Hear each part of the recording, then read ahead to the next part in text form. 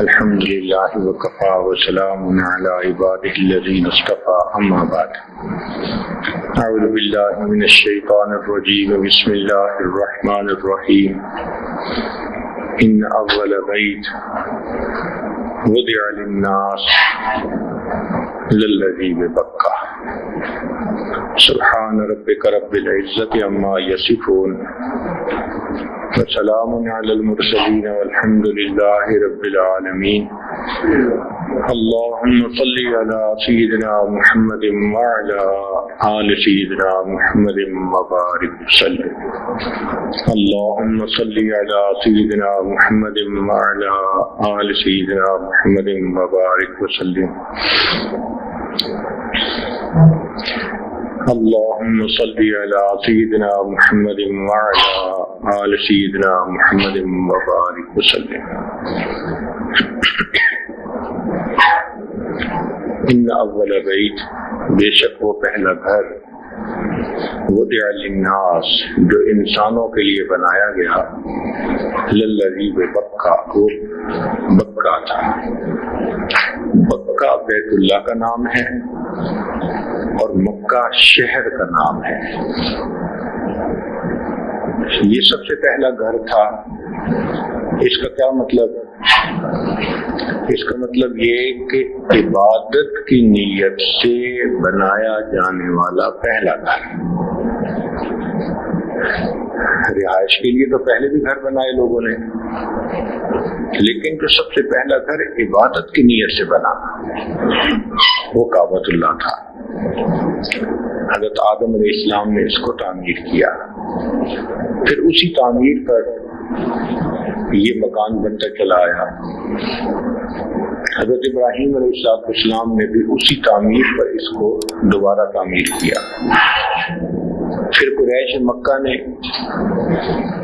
نبی شام کی نبوت کے اظہار سے پہلے اس کو تعمیر کیا۔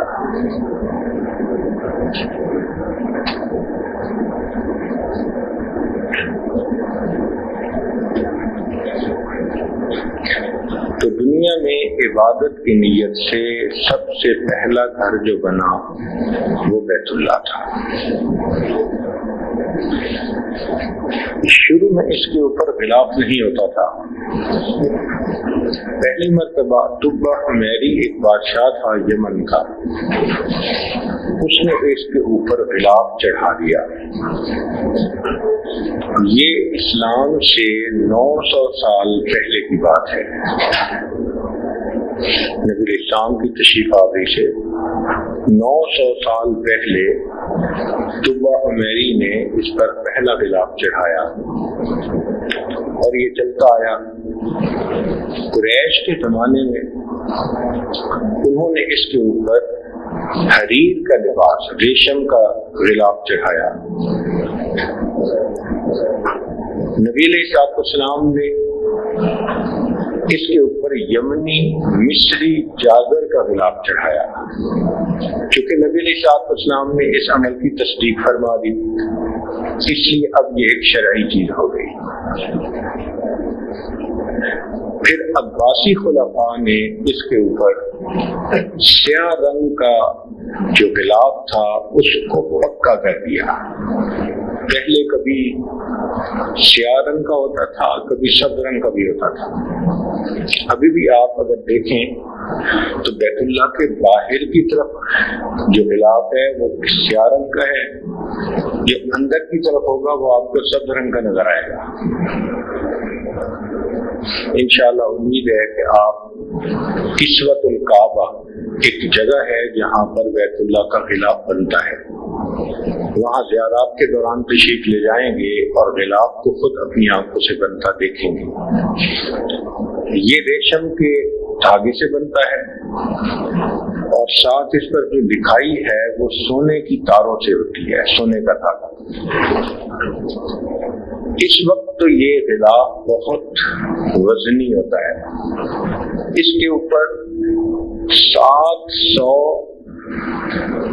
کلو گرام ریشم لگتا ہے، 700 kg ریشم، اور ٹوٹل وزن اس کا 2 ٹن کے قریب بن جاتا ہے۔ یہ 2 ٹن وزنی لباس ہر سال بیت اللہ کو پہنایا جاتا ہے۔ عام طور پر جب حاجی لوگ عرفات میں چلے جاتے ہیں اور پیچھے طواف کرنے والے بہت مختصر لوگ رہ جاتے ہیں، یہ کام اس وقت کیا جاتا ہے۔ اس لیے جب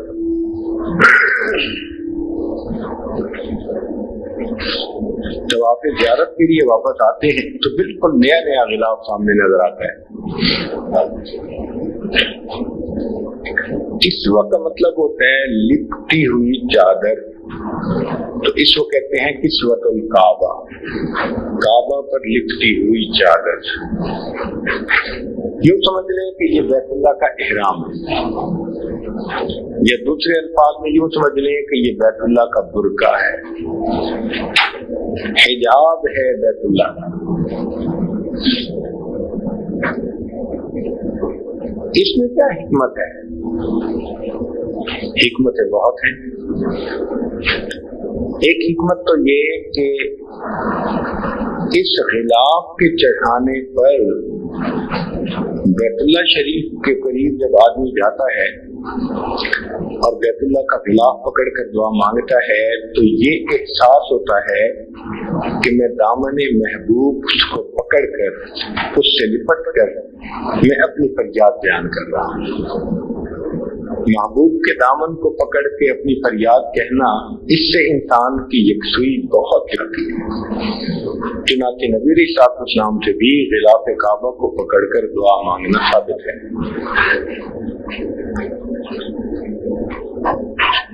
اور دوسرا یہ کہ حسن کو اللہ رب العزت نے ہمیشہ پردے میں ہی پسند فرمایا ہے۔ یہ قانون فطرت ہے کہ اللہ رب العزت نے حسن کے لیے پردے کو پسند کیا۔ مبتدی لوگوں کے لیے یہ اہم بات ہے، ورنہ ان کے دل کی بجائے ان کی آنکھ قابو میں نہیں ہوتی۔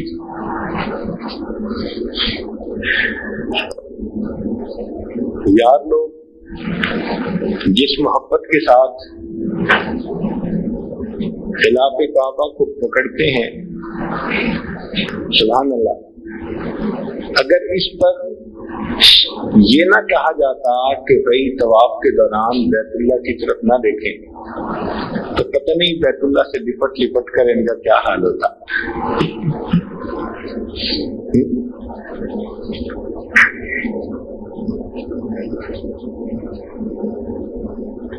کمال جوش جنوں میں رہا میں گھر میں طواف، کمال جوش جنوں میں رہا میں گھر میں طواف، خدا کا شکر سلامت رہا حرم کا غلاف۔ یہ اللہ کا شکر ہے کہ حرم کا غلاف سلامت رہتا ہے، ورنہ تو دیوانے معلوم نہیں کیا کر ڈالتے۔ اس لیے اللہ رب العزت نے یہ ادب سکھا دیا کہ طواف کے دوران تم نے بیت اللہ کی طرف نہیں دیکھنا۔ تاہم بھی چاہتا ہے کہ انسان غلاف کعبہ کو پکڑ کے دعا مانگے، اور پھر مانگتے ہیں، اور جب مانگتے ہیں تو پھر اس وقت آنسو اپنے قابو میں نہیں ہوتے۔ واقعی ایسا لگتا ہے جیسے محبوب کے دامن سے لپٹ کر انسان اپنی فریاد کہہ رہا ہے، اپنے دل کا سارا غم اپنے محبوب حقیقی کو بیان کر رہا ہے۔ تو نو نیاز کے لیے حجاب بھی اولا ہے کہ دل سے بڑھ کے ہے اس کی نگاہ بے قابو۔ کسی نے کہا حجاب اکثیر ہے آوارہ کوئے محبت کو، میری آتش کو بھڑکاتی ہے تیری دیر پیوندی۔ تو قریش کے زمانہ میں بھی یہ غلاف ہوتا تھا، بلکہ ایک روایت میں آتا ہے کہ نبی علیہ الصلوۃ والسلام ایک مرتبہ رات کے وقت حجر اسود اور رکن یمانی کے درمیان والی سمت پر کھڑے قرآن مجید پڑھ رہے تھے۔ عمر بن خطاب نانو حرم میں آ گئے. ان کے دل میں خیال آیا کہ یہ شخص کیا پڑھتا ہے. چنانچہ وہ ایک طرف سے غلاف کعبہ کے اندر چلے گئے اور آہستہ آہستہ اندر اندر چلتے چلتے وہ اسی سائڈ پر پہنچ گئے جہاں نبی علیہ الصلوۃ والسلام بیت اللہ کے قریب کھڑے قرآن کی تلاوت فرما رہے تھے. چنانچہ نبی علیہ الصلوۃ والسلام سورت پڑھ رہے تھے جس میں کافیہ، حسابیہ، راضیہ، کتابیہ یہ الفاظ تھے. جب انہوں نے یہ الفاظ سنے تو وہ سوچنے لگے یہ تو کسی شاعر کا کون پڑھ رہے ہیں. تو انہوں نے یہ سنا، سوچا کہ یہ کسی شاعر کا کون پڑھ رہے ہیں، کلام پڑھ رہے ہیں. تو قرآن مجید کی آیت کی تلاوت ہوئی وما هو بقول شاعر، یہ کسی شاعر کا کلام نہیں ہے. تو انہوں نے دل میں سوچا کہ یہ کسی کاہن کا کلام ہوگا. تو نبی علیہ السلام نے فوراً آیت پڑھی وما بقول کاہن، کسی کاہن کا بھی کلام نہیں ہے. تو عمر اللہ گھبرا گئے کہ ادھر میرے دل میں خیال آتا ہے اور ادھر وہی الفاظ ان کی زبان سے، تو یہ کلام تو کوئی اہم بات ہے. چنانچہ وہ غلاف کے پیچھے سے نکل کر اپنے گھر کو چلے گئے، مگر سوچتے گئے یہ وہ دن تھا، یعنی یہ وہ رات تھی جس سے اگلے دن قریش مکہ نے ان کو بھیجا کہ جاؤ جا کر مسلمانوں کے پیغمبر اسلام کا کام تمام کرا. اور یہ تلوار لے کے نکلے تھے. جب تلوار لے کے نکلے تو حضرت سعید عنہ سے ملاقات ہوئی. انہوں نے پوچھا کہاں کا ارادہ ہے؟ کہنے لگے میں جا رہا ہوں، قصہ ختم کر رہا ہوں، نہ رہے باس نہ بجے بنتے. ان کا جاؤ اپنی بہن کا ذرا پتہ تو کرو، وہ مسلمان ہو چکی. تو یہ بہن کے گھر آ گئے. پھر انہوں نے اپنے بہنوئی کو کہا کہ تم مسلمان ہو گئے. انہوں نے جواب میں کہا کہ اگر اسلام حق اور سچ ہے تو سچ کو قبول کرنے میں کیا پرابلم ہے. یہ اپنے بہنوئی کو مارنے لگ گئے. بہن بچانے کے لیے آئی تو انہوں نے بہن کے بھی تھپڑ لگایا. تو بہن بھی گر پڑی، پھر کھڑی ہوئی، وہ بھی آخر من خطاب کی بہن تھی.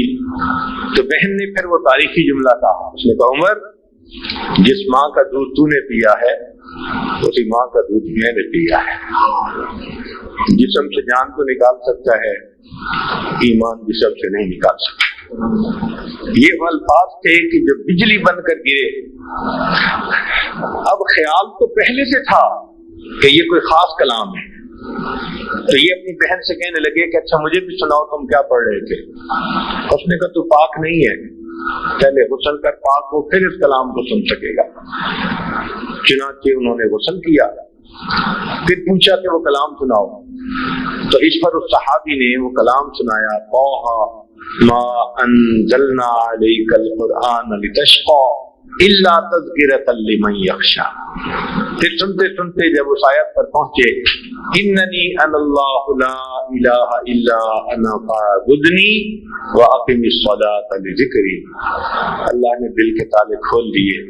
کہنے لگے اچھا مجھے بھی کلمہ پڑھاؤ، میں بھی مسلمان کرتا ہوں.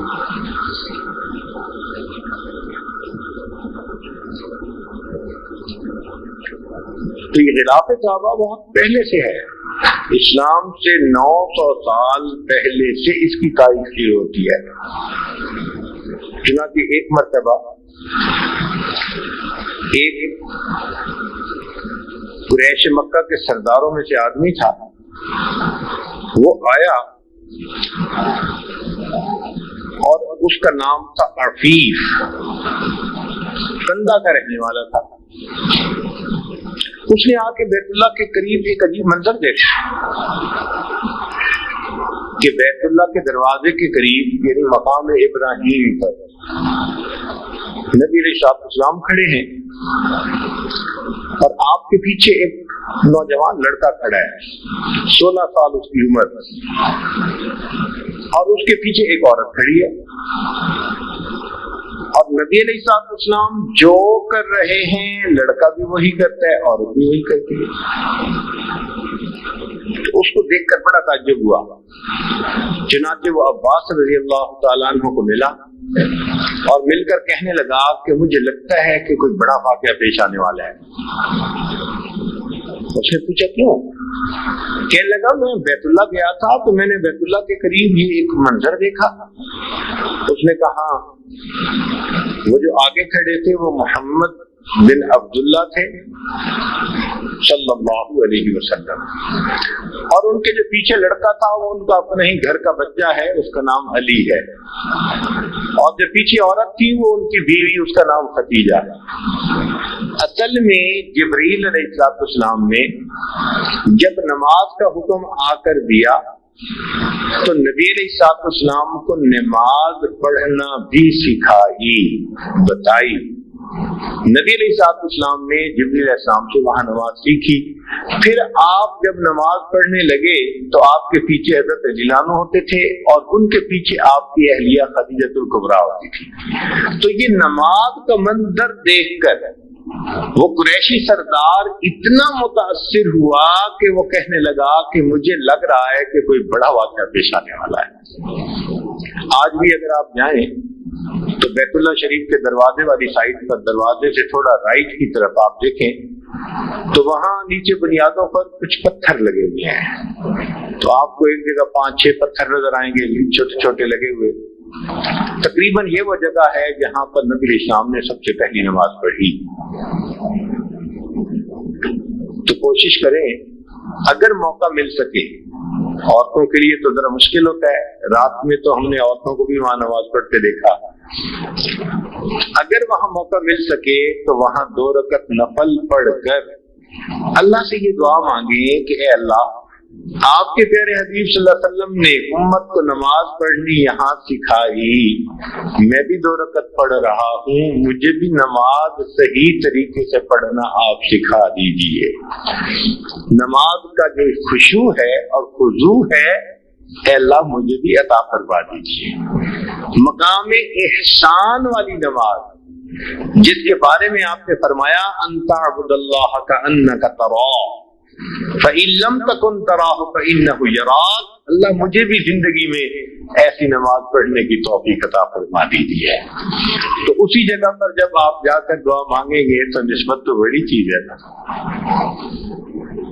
نسبت سے تو عزتیں ملتی ہیں، نسبت سے تو نعمت جلدی ملتی ہے۔ نسبت کی بات چلی تو آپ غور کریں کہ 2 اینٹیں ایک ہی بھٹے پہ بنتی ہیں، ایک جیسا رنگ ہے، ایک جیسا سائز ہے، ایک جیسی ڈیزائن ہے، قیمت بھی ایک جیسی ہے۔ ایک اینٹ کو لا کر آدمی مسجد میں لگا دیتا ہے جو بیت اللہ کہلاتی ہے، اور ایک کو بیت الخلاء میں لگا دیتا ہے، ٹوائلٹ میں لگا دیتا ہے۔ دونوں کی نسبت الگ ہو گئی، ایک نسبت ہو گئی بیت اللہ سے اور ایک نسبت ہو گئی بیت الخلاء سے۔ جو بیت اللہ سے نسبت ہوئی وہاں یہ عظمت ملی کہ اس اینٹ کے اوپر اپنی پیشانی ٹیکتا ہے، اور جب بیت الخلاء میں لگ گئی وہ صاف بھی ہو تب بھی انسان جوتے بغیر وہاں پاؤں رکھنا پسند نہیں کرتا، ادھر جوتے کے ساتھ پاؤں رکھتا ہے، ادھر پیشانی ٹیکتا ہے۔ نسبت نے دونوں اینٹوں کے عزت میں کتنا فرق ڈال دیا۔ تو یہ نسبت تو بڑی چیز ہے۔ اب ذرا غور کیجئے کہ نسبت کی برکتیں کیا ہیں۔ اللہ رب العزت نے اس امت کو حجر اسود عطا فرمایا، ذرا غور کرنا، اس امت پر اللہ کی بڑی بڑی نعمتیں، چنانچہ ذرا توجہ فرمائیے کہ بنی اسرائیل کو اللہ نے کیا نعمتیں دی اور امت محمدیہ صلی اللہ علیہ وسلم کو اللہ نے کیا نعمتیں دی۔ بنی اسرائیل میں سیدنا اسلام فرماتے ہیں ان معی ربی، میرا رب میرے ساتھ ہے، حالانکہ پوری قوم ساتھ ہے، مگر وہ فرماتے ہیں ان معی ربی، میرا رب میرے ساتھ ہے۔ اور اس امت کو دیکھیں اللہ رب العزت نے کیا مقام دیا کہ صدیق اکبر عنہ نبی علیہ السلام کے ساتھ ہیں غار ثور میں، تو نبی علیہ السلام فرماتے ہیں ان اللہ معنا، اللہ ہمارے ساتھ۔ وہاں کیا فرمایا کہ میرے ساتھ ہے، امت کا تذکرہ نہیں۔ اور یہاں پر نبی علیہ السلام کیا فرماتے ہیں؟ ان اللہ معنا، اللہ ہمارے ساتھ۔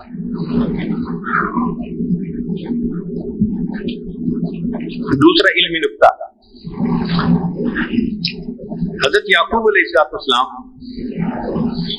حضرت یوسف علیہ السلام کے خواب سنانے پر ان کو فرماتے ہیں کہ یہ خواب اپنے بھائیوں کو نہ بتانا، کہیں تمہارے خلاف کوئی تدبیر نہ کریں، انسانی فطرت ہے۔ اور پھر اس کے بعد فرماتے ہیں وَكَذَلِكَ يَجْتَبِيكَ رَبُّكَ،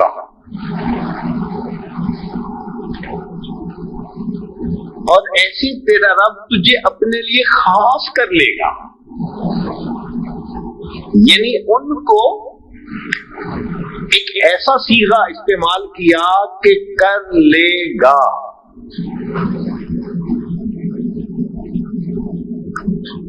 اور اس امت کے لیے اللہ تعالیٰ کیا فرماتے ہیں؟ فرماتے ہیں وَاجْتَبَاكُمْ، وہ جس نے تمہیں اپنے لیے خاص کر لیا۔ ادھر مستقبل کا صیغہ اور ادھر ماضی کا صیغہ۔ سبحان اللہ، جو علم کے ساتھ ذوق رکھنے والے ہیں وہ اس فرق کو محسوس کریں گے کہ اللہ رب العزت کے اس امت پر کتنا احسان کہ وہاں ایک نبی کے بارے میں ایک نبی فرما رہے ہیں کذالک یجتبیک ربک، اللہ اکبر۔ اور یہاں پر اللہ پوری امت کے بارے میں فرماتے ہیں هو اجتباکم، وہ ذات جس نے تمہیں اپنے لیے پسند کر لیا۔ امت محمدیہ پر اللہ رب العزت کی یہ رحمت ہے۔ چنانچہ اور اس طرح کے کئی نکات ہیں، لیکن to cut the story short, اصل مقصد کی طرف آئیں کہ بنی اسرائیل پر اللہ تعالیٰ نے آسمان سے مائدہ نازل کیا، کھانا۔ امت نے کہا اور عیسیٰ علیہ السلام نے دعا مانگی، ربنا انزل علینا مائدۃ من السماء، ہمارے لیے آسمان سے مائدہ اتار دیجیے۔ یہ جو مائدہ کا لفظ ہے نا، یہ کھانے کے لیے استعمال ہوتا ہے، اور ہمارے پنجابی زبان میں بھی یہی لفظ استعمال ہوتا ہے، ہم اسے میدا کہتے ہیں۔ وہ جو آٹا ہوتا ہے نا، آٹے میں سے ریفائنڈ آٹا نکال لو تو اس کو کہتے ہیں میدا، وہ بھی کھانے کی چیز ہے۔ بنیادی طور پہ یہ قرآنی لفظ ہے جو ہماری زبان کے اندر آ گیا۔ تو اللہ تعالیٰ نے بنی اسرائیل کو مائدہ کھانے کی چیز عطا فرمائی، آسمان سے نازل فرمائی امت کے لیے۔ اس امت کو اس پر بڑا ناز کہ جی ہمیں اللہ تعالیٰ نے آسمان سے چیز نازل عطا کر دی۔ اللہ تعالیٰ نے امت محمدیہ کے لیے آسمان سے حجر اسود کو اتارا۔ ذرا توجہ فرمائی، اسود کو اتارا اور اس حجر اسود کو بیت اللہ کے کونے پہ لگوا دیا۔ اب وہ کھانے پر ناز کرتے ہیں جو کچھ عرصہ کے لیے کچھ لوگوں کو ملا، اللہ نے امت کے سب لوگوں کے لیے اور ہمیشہ کے لیے ایک نعمت اتار دی۔ چنانچہ نبی علیہ السلام تشریف لائے، آپ نے حجر اسود کو بوسہ دیا۔ اب بوسے سے نسبت مل گئی، آسمان سے اتری ہوئی چیز تھی، محبوب کے بوسے نے اس پر نورن علی نور کا کام کر دیا۔ چنانچہ آج پوری امت اس بوسے کی یاد تازہ کرتی ہے، حجر اسود کو بوسہ دیتی ہے۔ عمر رضی اللہ تعالیٰ عنہ بھی حجر اسود کو بوسہ دیتے ہیں اور بوسہ دے کر کہتے ہیں تیرے بوسے کو ہم دیتے ہیں بوسہ حجر اسود پر، کہ اللہ کے پیارے حبیب صلی اللہ علیہ وسلم آپ نے جو بوسہ دیا تھا نا، اس بوسے کو ہم بوسہ دے رہے ہیں، تیرے بوسے کو ہم دیتے ہیں بوسہ حجر اسود پر، وگرنہ کام کیا تھا ہم مسلمانوں کو پتھر سے، ہم مسلمانوں کو پتھر سے کیا کام تھا، ہم پتھر کے پوجنے والے نہیں ہیں، ہم تو تیرے بوسے کو بوسہ دیتے ہیں۔ نبی علیہ السلام نے بوسہ دیا۔ آج بھی دیکھو امت اس حجر اسود کو بوسہ دینے کے لیے کیسے تڑپ رہی ہوتی ہے. جائیں تو وہاں لوگوں کا جذب دیکھیں, جنون دیکھیں, دیوانہ وار جیسے لوگ ہوتے ہیں نا ایسے, اور مرد تو مرد, عورتوں کا بھی حال وہی, حجر اسود کو بوسہ دینے کے لیے دیوانے. اللہ اکبر. تو بوسے کی نسبت سے اللہ نے اس کی شان بڑھا دی. اب ذرا غور کیجئے گا, حدیث پاک میں آتا ہے کہ حجر اسود یمین اللہ فی الارض. اکرمہ رضی اللہ تعالیٰ عنہ روایت فرماتے ہیں, کہتے ہیں کہ یہ حجر اسود دنیا میں اللہ رب العزت کا داہنا ہاتھ ہے.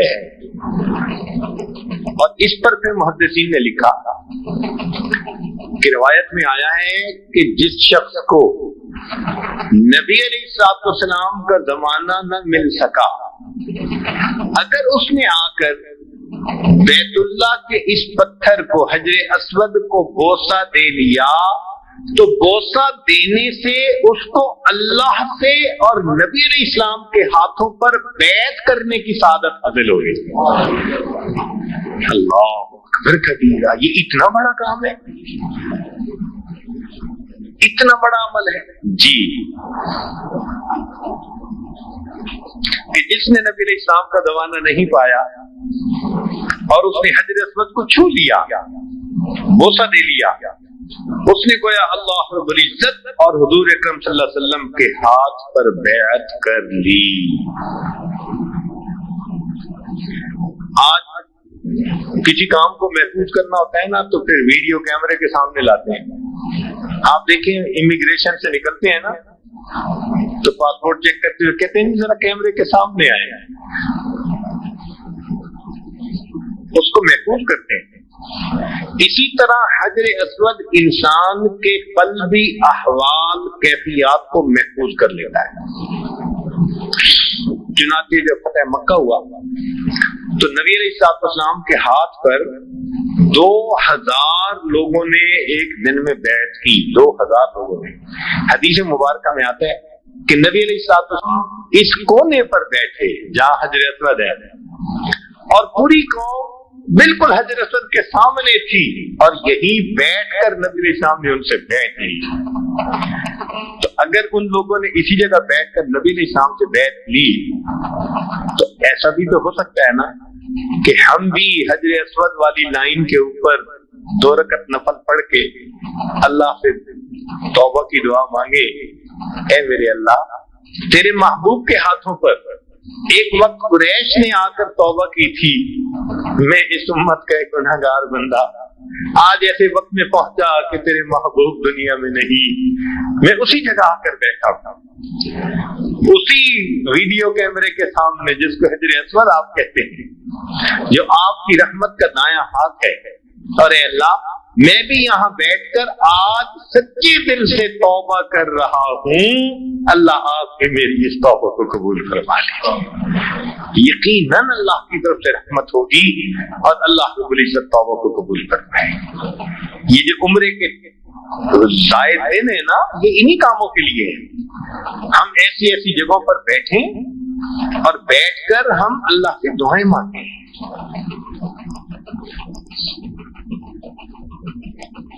جو ڈھونڈنے والے ہوتے ہیں پتہ نہیں ان کی نگاہ کہاں پہنچتی ہے.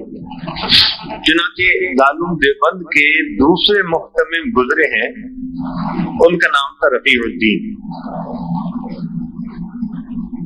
بڑے صاحب حال بزرگ تھے, بہت ہی صاحب حال بزرگ تھے, صاحب کشف و کرامت بزرگ تھے. حرم تشریف لے آئے, یہاں قیام کیا. اب ذرا سوچئے کہ ان کی سوچ کہاں پہنچی. ایک دن بیٹھے بیٹھے خیال آیا کہ نبی علیہ السلام نے بیت اللہ کی کنجیاں بنو شیبہ کو عطا کر دی. یہ ایک قبیلہ ہے, جن کے پاس پہلے سے یہ کنجیاں تھیں، نبی علیہ السلام نے ان کو فتح مکہ کے بعد کنجیاں دے دی اور فرما دیا کہ یہ قیامت تک تمہارے ہی قبیلے میں رہیں گی. یہ بھی تصدیق فرما دی. چنانچہ آج اس وقت بھی ان کے پاس بیت اللہ کی کنجیاں ہیں. کوئی بادشاہ بھی اگر آتا ہے نا تو دروازہ کھولنے کے لیے وہی خاندان بنی شیبہ کا بندہ آتا ہے اور آ کے کنجی بردار وہ دروازہ کھولتا ہے. تو شاہ رفیع الدین رحمت اللہ علیہ ان کے ذہن میں خیال آیا کہ یہ خاندان بھی رہے گا مکہ مکرمہ میں، اور نبی علیہ السلام کی حدیث سے ثابت ہوتا ہے کہ ان کے پاس چابی بھی رہے گی.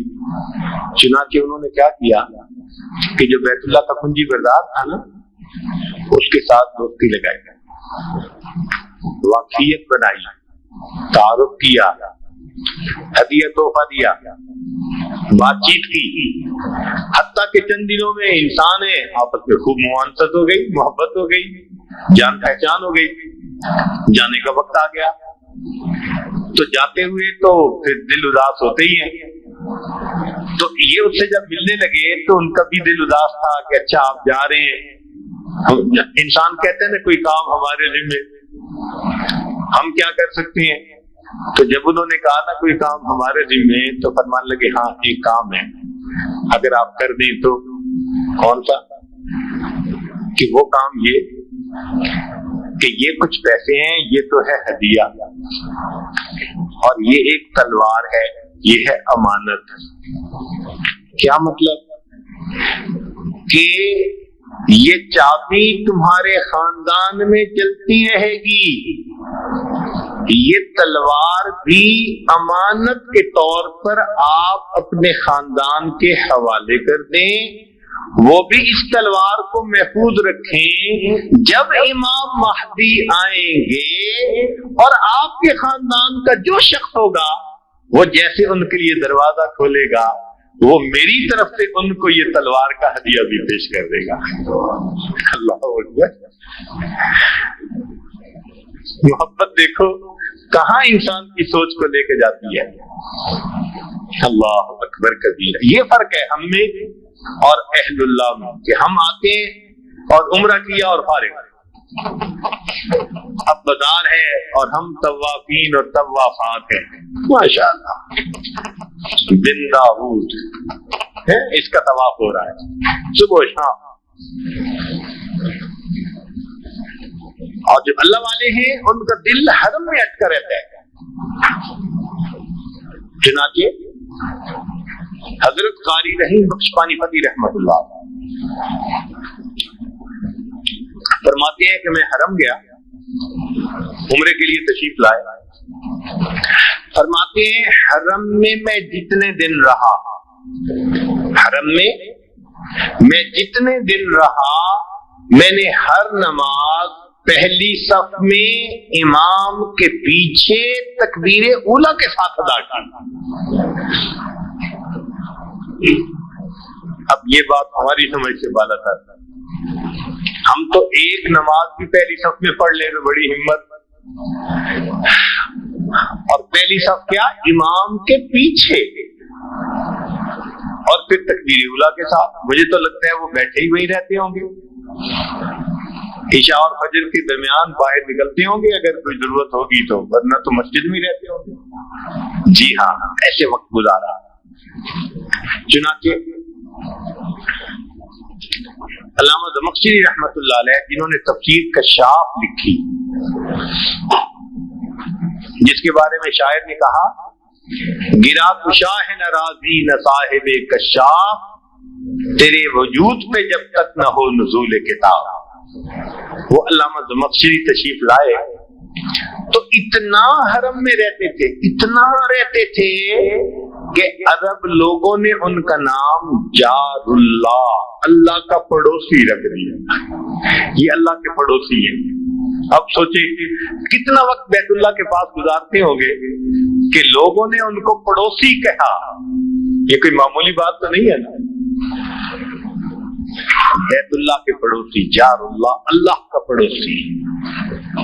کاش ہم بھی حرم میں ایسے وقت گزارتے. تو یہ فرق ہے. تو بات چل رہی تھی نسبت کی. حجر اسود کو نبی علیہ السلام کے بوسے کی نسبت آتے ہیں. اور قریب ایک دوسرا مقام بھی ہے جس کو کہتے ہیں مقام ابراہیم. اس مقام ابراہیم سیدنا ابراہیم علیہ السلام کے پاؤں سے لگنے کی نسبت حاصل. یہ مقام ابراہیم بنا. کہتے ہیں کہ یہ پتھر تھا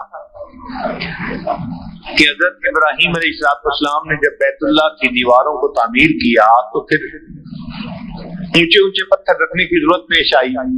تو اللہ نے اس پتھر کو ایسا بنا دیا کہ جتنی ضرورت ہوتی تھی یہ پتھر اونچا ہوتا جاتا تھا اور وہ پتھر وہاں رکھتے جاتے تھے. اس کے اوپر ان کی قدموں کے نشانات ہیں, وہ آج بھی محفوظ ہیں. چنانچہ یہ پتھر جو مقام ابراہیم کا ہے یہ پہلے لوز ایسے ہی پڑا ہوتا تھا, لیکن ہوا کیا کہ عمر فاروق رضی اللہ عنہ کے زمانے میں 17 ہجری میں بارشوں کا بہت سیلاب آیا اور اس سیلاب میں یہ پتھر بھی اپنی جگہ سے ہل کر کہیں اور چلا گیا. اب عمر فاروق رضی اللہ عنہ کو پریشانی ہوئی کہ ایک تو اس پتھر کو ڈھونڈے اور دوسرا اس کو ایگزیکٹ اس جگہ پر رکھیں جہاں نبی علیہ السلام کے زمانے میں تھا. بڑی پریشانی, بڑی حیرانی. اب سوچیں یہ کتنی فراست رکھنے والے صاحب ہیں.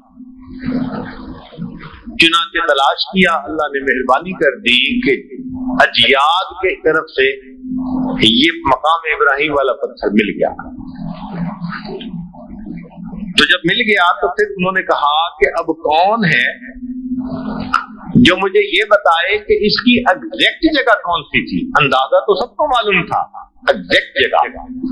چنانچہ اس وقت بنو اسحم کے ایک آدمی تھے مطلب بن وداع, وہ آئے اور عمر فاروق رضی اللہ عنہ کے سامنے کہنے لگے کہ امیر المومنین, ایک مرتبہ میرے ذہن میں یہ خیال آیا تھا کہ یہ پتھر ایسے ہی رکھا ہوا ہے, یہ کسی وجہ سے آگے پیچھے بھی ہو سکتا ہے, تو کیسے نشاندہی ہوگی کہ یہ اپنی جگہ کیسے ہوگا.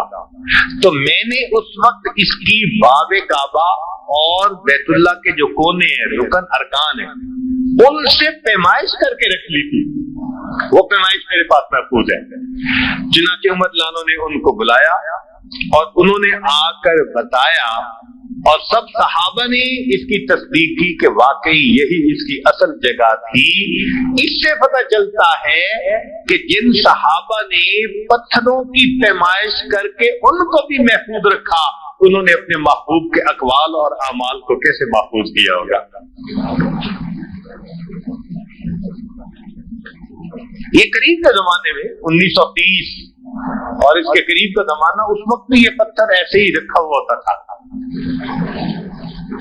بلکہ ہمارے حضرت رحمت اللہ علیہ کے زمانے میں جب وہ حج پہ تشریف لاتے تھے تو اس پر بھی یہ پتھر تھا اور اسی طرح فری اپنی جگہ پر رکھا ہوا ہوتا تھا. اس کو فکس نہیں کیا گیا تھا, بلکہ کہتے ہیں کہ نبی علیہ السلام نے حجۃ الوداع سے واپس تشریف لائے طواف زیارت کے لیے, تو طواف کرنے کے بعد اللہ کے پیارے حبیب صلی اللہ علیہ وسلم نے کنویں میں سے پانی نکالا, زمزم کا کنواں, بئر زمزم, اس میں سے پانی نکالا, ڈول نکالا اور ڈول میں سے پانی نوش فرمایا. اور پانی نوش فرمانے کے بعد ڈول میں جو پانی بچا, اللہ کے محبوب صلی اللہ علیہ وسلم نے وہ بچا ہوا پانی اس کنویں میں واپس ڈال دیا. اور واپس ڈالنے کا جو ہے نا وہ راز یہ تھا کہ میرے بعد میری امت کے جتنے لوگ اس زمزم کو پیئیں گے انہیں میرا بچا ہوا پانی پینے کی سعادت حاصل ہو جائے گی. اللہ اکبر کبیرہ. دیکھیے محبت کیا عجیب چیز ہوتی ہے. چنانچہ ہمارے کافر آتے تھے اور ڈول نکال کے اس کو پانی کو پیتے تھے. تو فرمانے لگے ہمارے حضرت نے یہ بات بتائی کہ میں نے دیکھا حضرت مولانا احمد علی لاہوری رحمت اللہ علیہ فرماتے ہیں کہ وہ بھی آئے ہوئے تھے. تو میں نے دیکھا ان پر محبت کا ایسا غلبہ تھا, وہ گئے اور مقام ابراہیم سے یہ جو پتھر تھا یہ اٹھا کر لائے اور ڈول سے زمزم نکالا اور زمزم کو ان پاؤں کے میں ڈال کر وہاں سے نوچ کروایا, جیسے پیالے سے پانی پیتے ہیں نا. حضرت مولانا احمد علی لاہوری رحمت اللہ علیہ نے محبت کی بنا پر غلبہ محبت میں ڈول سے پانی ان پاؤں کے نشانات میں ڈالا اور پاؤں کے نشانات سے پھر پانی اپنے لب سے نوچ فرمایا. اللہ تاہم حکومت وقت نے جب دیکھا کہ بھئی یہ تو غیر محفوظ ہے پھر, تو انہوں نے اس کو ایک جگہ کے اوپر فکس کر دیا. آج ایک مینارہ چھوٹا سا بنا ہوا ہے جس کے اندر شیشے کے اندر یہ پتھر رکھا ہوا ہے. تو یہ مقام ابراہیم اپنی جگہ کے اوپر محفوظ.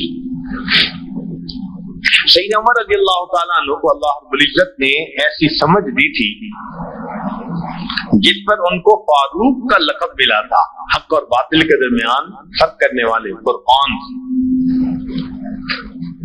کہ ان کی بعض تجاویز بالکل وہی منشاء خداوندی کے مطابق تھی. چنانچہ بدر کے قیدیوں کے بارے میں ان کی جو رائے تھی وہ منشاء خداوندی کے عین مطابق تھی. آیتیں اتر آئی. پردے کے بارے میں جو ان کی رائے تھی منشاء خداوندی کے بالکل مطابق نکلی. اللہ نے حجاب کی آیات اتار دی. اور تیسری ایک یہ بھی تھی کہ بھائی نماز کہاں پڑھی جائے. تو عمر لانا چاہتے تھے کہ ابراہیم علیہ السلام کے جو پاؤں کے نشانات ہیں نا اس کے قریب میں نماز پڑھی جائے. چنانچہ اللہ رب العزت نے قرآن پاک کی آیت اتار دی وَاتَّخِذُوا مِن مَّقَامِ إِبْرَاهِيمَ مُصَلًّى, کہ تم مقام ابراہیم کو اپنے لیے مصلی بنا لو. اب یہاں مفسرین نے ایک عجیب نقطہ لکھا. نقطہ یہ لکھا فرماتے ہیں کہ اللہ رب العزت کی قدردانی دیکھیے کہ ابراہیم خلیل اللہ نے اللہ رب العزت کا گھر تعمیر کیا اور اللہ نے اتنی عزت افزائی فرمائی کہ ان کے قدموں کے نشانات کو آنے والے لوگوں کے لیے سجدگاہ بنا دیا. فرمایا جہاں میرے خلیل کے قدموں کے نشان ہیں اس کے قریب سجدے کرو. واہ میرے مولا کتنے قدردان ہیں آپ. اللہ اکبر کبیرہ. چنانچہ یہ مقام ابراہیم قبولیت دعا کا مقام ہے. امام اعظم ابو حنیفہ رحمۃ اللہ علیہ تشریف لائے اور کہتے ہیں کہ یہاں 2 رکعت میں انہوں نے پورا قرآن مجید مکمل پڑھا اور پڑھنے کے بعد پھر انہوں نے کہا ما عبدنا کا حق عبادتک وما عرفنا کا حق عبادتک. کیوں یہ کہا؟ نبی علیہ السلام کی سنت کی اتباع میں. حدیث پاک میں آتا ہے کہ نبی علیہ السلام نے بھی مقام ابراہیم کے 2 رکعت نفل پڑھ کے یہی الفاظ کہے تھے ما عبدنا کا حق عبادتک, اے اللہ جیسے تیری عبادت کا حق تھا وہ حق ادا ہم نہیں کر سکے تو ہم بھی پھر اس پر عمل کر لیں. مقام ابراہیم پر موقع ملے تو 2 رکعت نفل پڑھ کے ہم بھی یہی کہیں اللہ ما عبدنا کا حق عبادت. وہ جیسی بھی عبادت ہے ٹوٹی پھوٹی, اے اللہ آپ اس کو قبول فرما دیجیے.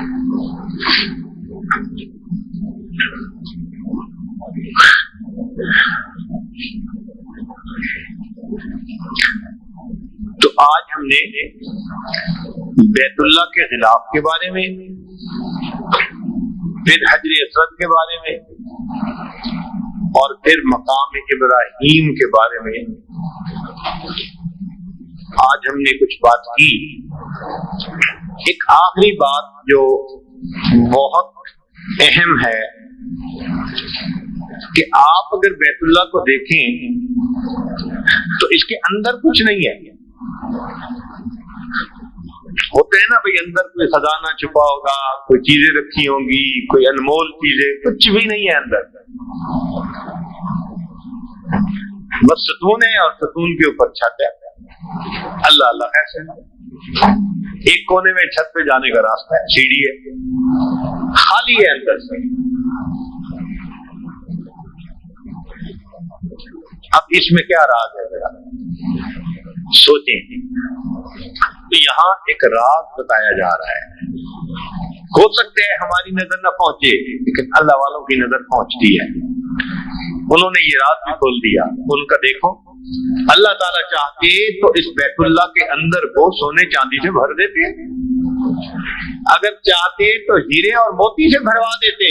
میرا گھر ہے, موتیوں سے بھر دو, ہیروں سے بھر دو, قیمتی چیزوں سے بھر دو, کچھ بھی نہیں ہے, بالکل خالی. اللہ آپ نے اپنے گھر کو خالی کیوں پسند کیا؟ ایک پیغام دینا تھا, میرے بندو دیکھو اس کو میں بیتی کہہ رہا ہوں, اپنا گھر کہہ رہا ہوں. کس لیے؟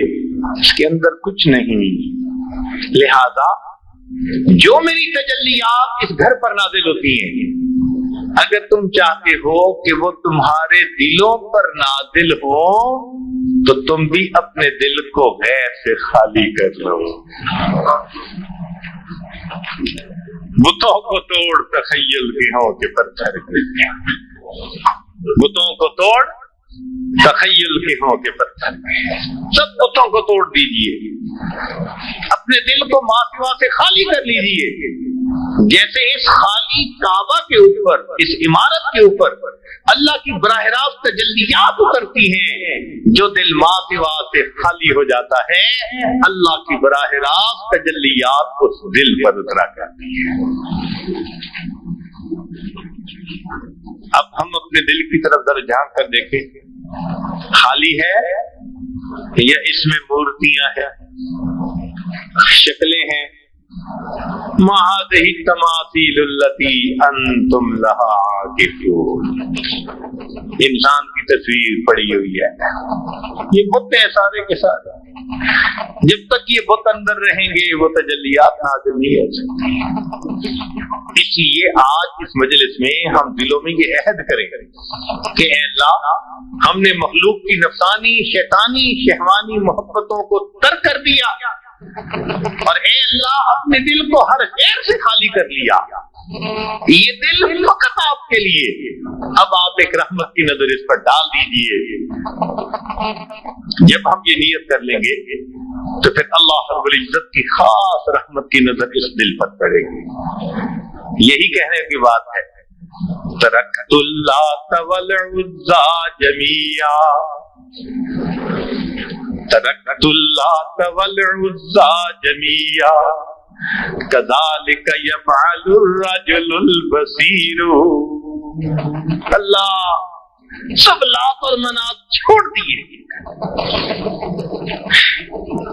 اور بصیرت رکھنے والا شخص ایسا ہی کیا کرتا ہے.